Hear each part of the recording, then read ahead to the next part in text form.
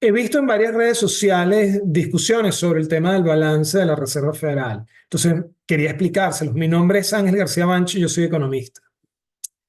Fíjense, en primer lugar, decir que el Banco Central de los Estados Unidos es un banco central emisor de moneda de reserva internacional. De hecho, de la moneda de reserva dominante en el sistema monetario internacional. ¿Qué significa esto? Que emite una moneda que no solamente circula en el territorio nacional y que su demanda está determinada con el establecimiento de impuestos y el cobro efectivo de los mismos en el territorio nacional, sino que además existe una demanda de esa moneda, que es el dólar de los Estados Unidos, en el planeta. Es decir, que se puede pagar importaciones, circular activos, pagar deudas, también en el resto del mundo con la moneda nacional. Entonces, el Banco Central de los Estados Unidos, como comprenderán, no tiene ningún tipo de necesidad de acumular reservas en moneda extranjera. Si lo hace es por coordinar con algunos países, pero eso jamás va a pesar mucho en el activo del Banco Central. Es decir, no hay necesidad de intervenir. Además, los precios de los transables en el planeta están denominados en dólares. Por tanto, básicamente el tipo de cambio no les preocupa en lo más mínimo. Por ello se concentran en la fijación del tipo de interés. ¿Cómo lo fijan? Bueno, simplemente comprando letras a quien las tiene. ¿Quién las tiene? La banca, que se las compra al fisco y le entrega a cambio reservas primarias. Pero luego esas reservas primarias se sustituyen o se reemplazan por efectivo para mantener cierto ratio de efectivo contra depósitos o contra liquidez en el sistema. Si el efectivo deja de ser papel moneda físico y pasa a ser CDBCs, o sea, Central Bank Digital Currencies, o sea, moneda digital de los bancos centrales, bueno, da igual, el análisis que les estoy planteando aquí no va a cambiar. Si se fijan, bueno, yo voy a eliminar esto acá porque verdaderamente el peso de las reservas primarias es minúsculo. En el balance de la Fed, por lo menos hasta el 2009, era tan solo 10% de la liquidez. Entonces, verdaderamente era un peso relativamente moderado. ¿Qué significa esto? Que el Banco Central de los Estados Unidos no tiene que esterilizar. Por lo menos hasta 2009 no tiene que esterilizar, porque como no interviene el mercado de cambio y no interviene el mercado de capitales, entonces no tiene que esterilizar. ¿Cuándo cambian las cosas? Cuando se mete en el negocio de intervenir el mercado de capitales, es decir, el mercado específicamente de bonos. ¿Para qué? Para fijar el tipo de interés ya no solamente de las letras de corto plazo, sino ahora de los bonos de largo plazo de tesorería y de las mortgage-backed securities, que son cédulas hipotecarias. ¿Pero con qué intención? Inicialmente, con la intención de bajar el tipo de interés en el mercado hipotecario, toda vez que había para ese momento una crisis financiera global. Pero después para jugar efectos riqueza, es decir, inflar los activos bursátiles, que la gente se sintiese más rica y por tanto consumiese más, sintiese más confianza y aumentase su gasto y por tanto la actividad económica. ¿Qué ocurre? Que cuando empieza a entrar en el negocio, ¿verdad? De intervenir, no el mercado de cambio, porque no tiene necesidad, pero el mercado de bonos de largo plazo. Entonces ya las letras pasan, que eran el componente fundamental o prácticamente único del activo, pasan a perder peso y lo que gana peso son los bonos de largo plazo. Y de ser el efectivo el componente fundamental del pasivo, pasan a ser los sustitutos del efectivo o los esterilizadores el principal componente del lado de los pasivos del Banco Central. ¿Por qué? Es muy simple.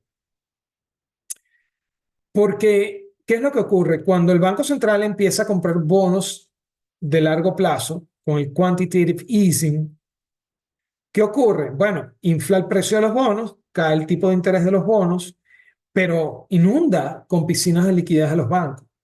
Básicamente, reservas bancarias que empiezan a aumentar. Entonces, ¿qué es lo que ocurre? Para esterilizar los efectos que eso tiene sobre el tipo de interés de las letras, es decir, el tipo de interés de corto plazo que fija el Comité de Política Monetaria en el mercado interbancario al fijar su tipo de interés de referencia, entonces tiene que, en buena medida, extraer parte de lo que inyecta. Es decir, inyecta comprando bonos, pero después recoge, esteriliza cuando quiera que es necesario, cuando empieza a perturbarse el tipo de interés de corto con los esterilizadores. Es decir, interviene el mercado de capitales, el mercado de bonos. Al intervenirlo, la banca se llena de reservas bancarias, por supuesto el precio de los bonos se dispara, la tasa de interés de los bonos cae, la banca se llena de reservas y entonces se empieza a perturbar el tipo de interés de corto más asociado al de las letras. Para que esto no ocurra, para que no salga del control de las autoridades el tipo de interés de corto, ¿qué hace el Banco Central? Mete los esterilizadores. Es decir, empieza a sustituir efectivo con mecanismos de extracción. Por ejemplo, los reverse repos, que básicamente son, o sea, son mecanismos de extracción de liquidez del sistema. O coordina con el fisco mover depósitos del gobierno, ¿verdad? Que están acá, depósitos del gobierno, y mantenerlos, o sea, sacarlos de la banca y mantenerlos en el Banco Central. Y bueno, y por supuesto, se llenan también las reservas primarias. Pero básicamente la idea acá es que los esterilizadores aparecen para evitar que lo que se está haciendo con el tipo de cambio de largo plazo, comprando bonos, inflando con el quantitative easing los precios de los bonos, repercuta sobre el interés de corto, es decir, sobre las letras. Y al revés, ahora que ya no estamos en quantitative easing, sino tightening, es decir, en extracción, bueno, ¿qué pasa con el precio de los bonos? Si se dejan vencer y el gobierno utiliza su cuenta de depósitos en el Banco Central para repagar el capital, el vencimiento, los cupones, por supuesto, pero también el capital al Banco Central, entonces, bueno, se reduce el pasivo y se reducen los bonos. Es decir, se invierte la operación. Pero nuevamente, ¿qué ocurre con eso? Que, bueno, si se dejan de comprar bonos de largo plazo porque se entra en tapering o se empiezan a vender bonos de largo plazo, entonces más bien ocurre todo lo contrario al quantitative easing, que es el tightening, y entonces el precio de los bonos, al aumentar la oferta de bonos, al vender bonos, el Banco Central en el mercado, bueno, el precio de los bonos cae, la tasa de interés sube, que es lo que hemos visto recientemente durante 2022-23 y lo que va del 24. Y entonces, claro, eso también repercute sobre la tasa de interés de corto, sobre la tasa de las letras, y entonces, bueno, se empiezan a ajustar los mecanismos de extracción o los esterilizadores y empiezan a caer los reverse repos, por ejemplo. Pero básicamente es así de simple.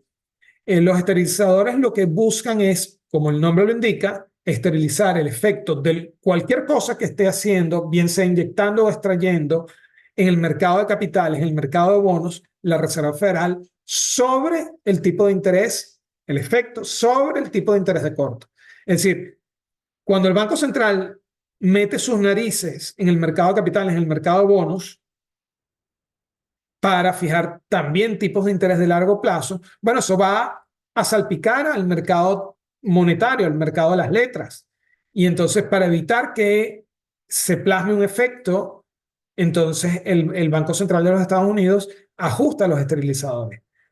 Cuando compra bonos, esteriliza, es decir, recoge parte, y cuando vende bonos, entonces más bien los esterilizadores caen. Eso es todo lo que está ocurriendo. Buscar que cualquier cosa que se quiera lograr en el mercado de capitales sobre la tasa de interés de largo plazo de los bonos, ¿verdad? No repercuta sobre los objetivos o rango de tasas, objetivos intermedios o rango de tasas del instrumento de la política monetaria, que es digamos, los tipos de interés de corto. ¿Ok? La verdad es que es todo resultado de que, bueno, por muchos años la Fed, ¿qué hizo? Primero, tratar de bajar las tasas hipotecarias, luego se dio cuenta de los efectos riqueza que estaba causando al inflar la bolsa sin que se generase inflación en el mercado de bienes y servicios, en los mercados reales y el mercado de trabajo. Y entonces, bueno, eso condujo a expansión de la economía, pero bueno, ya la inflación llegó y ahora la política es toda la contraria, es extraer y si se extrae, es decir, si se venden bonos, ¿qué va a pasar? Que los esterilizadores van a caer para que no se afecte el tipo de interés de corto, que al final lo decide el Comité de Política Monetaria del Banco Central. Es así de simple. Ahora, ¿qué opino yo sobre este tipo de políticas? Bueno, este tipo de políticas tienen una gran complejidad por la razón siguiente, que es que usualmente, ¿qué hacía el Banco Central en el pasado?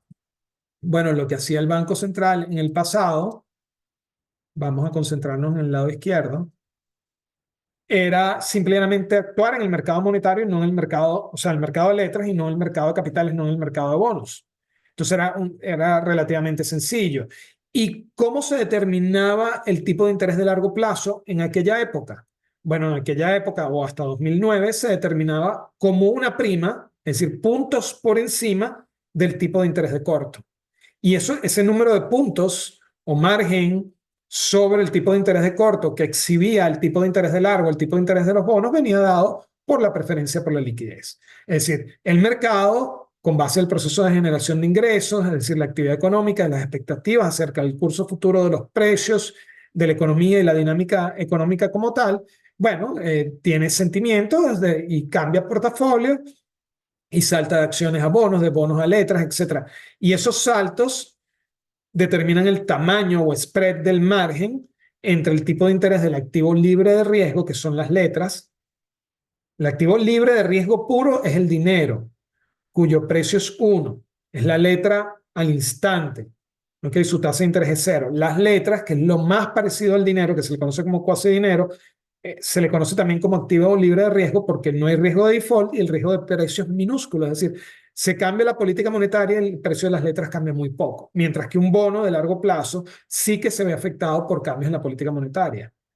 Por ejemplo, un bono a 30 años, el tipo de interés o rendimiento al vencimiento aumenta 2% y el bono se desploma 25 o 30%. Entonces, aprox. Entonces, sí es muy sensible a cambios en la política monetaria, mientras que una letra no, que cae, si el tipo de interés sube 2%, lo que cae es 2%, a lo sumo. Entonces, y por supuesto, si es una letra 90 días, mucho menos de 2%. Y si la letra al instante, que es el dinero, no cambia nada de precio. Por eso es que el precio del dinero es siempre uno y es el ancla en el sistema. Es la unidad de cuenta con base a la cual establecemos obligaciones con el fisco, con terceros, contratos, sistema de precios, todo. Entonces, bueno, es muy simple. Espero que se haya entendido. Básicamente, el Banco Central, al meterse en el negocio de tratar de fijar también el tipo de interés de largo, se ha metido en un problema porque la preferencia por la liquidez, ¿verdad? Puede cambiar de un día para otro. Es decir, la gente puede saltar, los portafolios pueden modificarse de un día para otro, con base a noticias o solapamiento de noticias y cambiar. Y entonces le toca al Banco Central predecir la preferencia por la liquidez y nada más errático que eso. Por eso vemos muchas volatilidades, sobre todo con el tema de las repos y todo este tipo de cosas. ¿Qué sería lo lógico? Lo lógico es que haya un proceso paulatino durante lo que resta de esta década para que se restaure, es decir, el balance que luzca, por supuesto, de otro tamaño, pero con la misma estructura del 2009 o hasta el año 2009. ¿Cómo es eso? Con quantitative tightening, pero gradual, es decir, ir extrayendo sobre todo esa base monetaria, más que la liquidez, sobre todo la base monetaria, ¿okay? En el sistema, poco a poco, y por supuesto los esterilizadores que se irían destruyendo en ese mismo proceso. Así se va a poder restaurar el equilibrio y el Banco Central volver a lo que tiene que hacer. ¿Qué es lo que tiene que hacer? Mercado monetario. Que el mercado de capitales sea el mercado monetario, o sea, el tipo de interés del mercado de capitales sea el tipo de interés de corto plazo, que si fija la Fed, más el spread o margen dado por la preferencia por la liquidez, es decir, por los sentimientos del mercado. Entonces, bueno, espero que haya sido de utilidad. Mi nombre, insisto, es Ángel García Banch, soy economista. Los invito a que me sigan en mis redes sociales. Pueden siempre visitar mi árbol de enlace o googlear, buscar mi libro en Amazon, Camino a la riqueza, desmontando falacias y revelando la